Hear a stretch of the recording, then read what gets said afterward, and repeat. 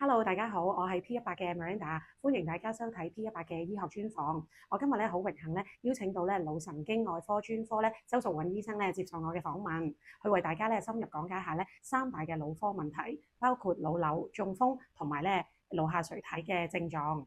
大家都知道啦，腦部咧其實係一個好複雜嘅結構，所以咧大家咧一有少少唔舒服咧都會好擔心嘅喎。咁咧所以希望啦透過今日嘅訪問啦，大家咧可以咧掌握咧更多咧腦部資訊。如果出現一啲譬如持續頭痛啊，或者係覺得腦下垂體咧有內分泌有唔舒服嘅時候咧，都可以咧了解一下。周醫生啊，我想問下咧，其實咧好多人咧都話試過咧持續頭痛啦，好擔心咧係咪腦瘤喎？其實咧如果有腦瘤嘅話咧，通常常見嘅病徵係乜嘢啊？先講講腦瘤嘅病徵啦。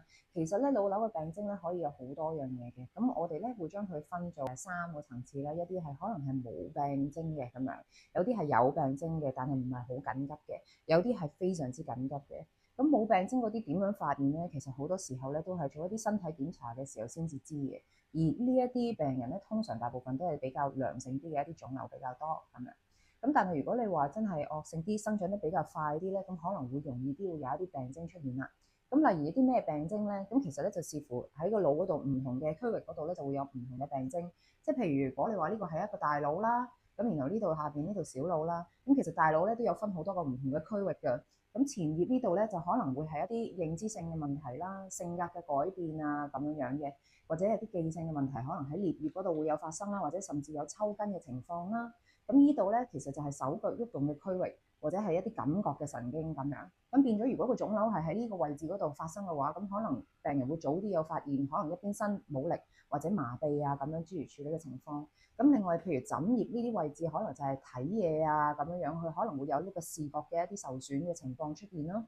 咁如果你話小腦嘅話，咁其實小腦負責啲乜嘢嘢嘅咧？咁其實小腦就係講緊平衡啊咁樣，或者一啲 coordination 協調上面嘅嘢啦咁樣。咁所以其實係就住唔同嘅腦嘅一啲情況咧，咁其實病人會有唔同嘅病徵嘅。咁但係呢啲咧都通常都係有一啲時間，你可能病人自己會發現嘅。咁但係有陣時有啲譬如有一啲惡性嘅腫瘤，好惡嘅，佢會出血嘅咁樣，或者突然之間生得好快嘅，咁呢啲咧會有一啲好嚴重嘅頭痛。咁呢種頭痛同平時啲頭痛好唔同嘅。咁嗰個頭痛咧，可能係即係一路持續都係會痛啦，甚至可能有啲人咧係會有怕光啊，或者會有作嘔啊咁樣嗰啲情況出現嘅。而有啲人好嚴重嘅嗰嚿瘤可能好腫嘅，亦都會影響到會有抽筋，直情係腦癇抽筋、四肢抽搐嗰種嘅情況出現咯。咁我又想了解下咧，其實腦瘤嘅成因咧主要係啲乜嘢啊？其實腦瘤嘅成因咧都良性同惡性可能會有啲唔同啦，不過其實大部分都唔係好見到一個成因嘅。咁如果你話有啲可能真係有啲遺傳病嘅有啲影響啦，譬如有啲叫做 NF1 嘅嘢咧，就係呢個神經纖維病變咧。咁呢啲咧可能會令到有多啲機會有譬如腦膜瘤啊咁樣嗰啲，甚至可能有某一啲嘅膠質瘤咧都會容易啲有嘅咁樣咯。咁但係總括嚟講咧，其實譬如你以前試過做過一啲電療啊咁樣咧，咁其實都會增加咗個機會患上呢個腦膜瘤或者係惡性嘅腫瘤咁樣。咁啊年紀亦都係其中一樣嘢啦。咁但係其實真係籠統啲嚟講咧，其實就係咁如果咧真係不幸啦、確診啦，或者有懷疑腦瘤嘅時候咧，咁我哋需要做啲乜嘢檢查去診斷啦，同埋有咩治療嘅方案啊？咁如果懷疑有腦瘤嘅話咧，其實都真係要做個掃描先至見得到嘅咁樣。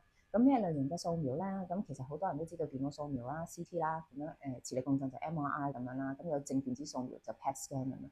咁到底你點樣揀咧？咁樣其實一般嚟講咧，如果你話比較平靚正嘅 option 咧，就係電腦掃描啦，因為係快嘅。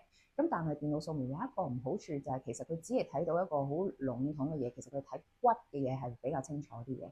咁個腦入邊嗰啲結構上面嘅嘢啊，咁樣咧就少啲可以見到嘅，都唔係見唔到。如果有一個好大嚿嘅嘢嘅話，我哋都會見到。但係如果你話要有一啲見到有啲 subtle 啲嘅一啲轉變咧，其實咧就未必一定會見到。咁所以如果真係懷疑腦瘤嘅話咧，我哋通常都會建議做一個磁力共振嘅啦。咁磁力共振咧真係睇到個腦嘅結構性嘅嗰樣嘢係比較清晰好多嘅。咁亦都見到佢同埋即係如果真係有個瘤嘅話，同其他腦隔離附近嘅結構上面嗰個關係啊，各樣嘢咧都會睇得清楚啲。咁所以我哋建議做一個磁力共振，一定要加顯影劑，顯影劑先至可以睇得到清楚到底有冇個瘤啦。甚至如果真係有個瘤嘅話，可以幫我哋有更加多嘅資料去分析到底佢係咩類型嘅腫瘤，而之後佢點樣去做處理咯。咁如果你話正電子掃描嘅話，係咪需要咧？有啲時候係需要嘅，不過好多時候咧就咁磁力共振咧都已經足夠㗎啦。如果係腦瘤嘅話。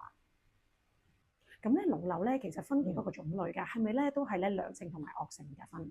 冇錯。咁其實腦瘤咧其實都係分良性同惡性嘅。咁但係我哋都係分原發性同埋呢個轉移性嘅腫瘤啦。咁我哋唔好講到咁複雜先，我哋先講咩叫良性，咩叫惡性啦。咁其實喺個腦入邊發生嘅腫瘤咧，其實大部分都係良性嘅咁樣。如果你話09年我哋做過一個統計嘅，咁其實如果你話1000個新症入邊咧，大概700幾個都係良性嘅。咁良性嘅有咩多咧？咁通常都係講緊係一啲腦膜瘤啦，或者係啲腦下垂體嘅瘤啦。咁樣我哋遲下會再講嘅咁樣。咁惡性嘅腫瘤咧，咁啊佔少數啦。咁但係通常嚟講咧，大部分咧都係轉移性嘅腦瘤嚟嘅。即係咩意思咧？即係譬如果你個身體有其他，譬如肺癌啊，或者係乳癌啊、腸癌啊咁嗰啲，咁佢可能去到第4期嘅時候，就會有機會上咗個腦嗰度。咁呢啲就係我哋比較常見啲嘅一啲惡性嘅腫瘤。咁但係個腦自己都會有機會係變成一個惡性嘅腫瘤嘅。咁嗰種惡性腫瘤咧，通常我哋就叫佢做膠質瘤。咁膠質瘤咧就係講緊咧就最 common 咧最常見嘅咧就係一個叫做星形嘅膠質瘤。咁其實佢有分世衛組織嘅1期到4期嘅都咁樣。咁呢個1期到4期咧就唔係等於1期係真係好良性咁解，我哋都只不過係叫佢做低惡性嘅啫。咁但係講3、4期嘅話咧就係高惡性嘅一個腦嘅膠質瘤啦。咁呢個情況嚟講咧，其實嗰個瘤咧係生長得好快，尤其是4期嘅膠質瘤嚟講。咁呢個直情係叫做腦癌咯咁樣。咁呢啲腦癌嚟講，其實好多時候可能個零2個月佢都已經係 double 咗個 size 嘅啦。咁一定係需要去做手術啊，然後再做化療啊，定要去處理咁樣咯。咁如果真係發現咗腦瘤咧，咁其實有啲咩治療嘅方案啦？咁其實亦都係好視乎係咩類型嘅瘤啦，咁同埋大細啦，到底有幾影響病人咁樣。咁如果你話良性嘅瘤嚟講啦，其實好多人都覺得良性我係咪真係需要做手術啊？係咪真係需要做切除啊？咁樣咧？咁其實好多時候都未必一定嘅。咁但係有啲咩嘢我哋會考慮要做手術咧？譬如嗰個良性嘅瘤真係越嚟越大啦，呢個一定係要做手術去處理啦。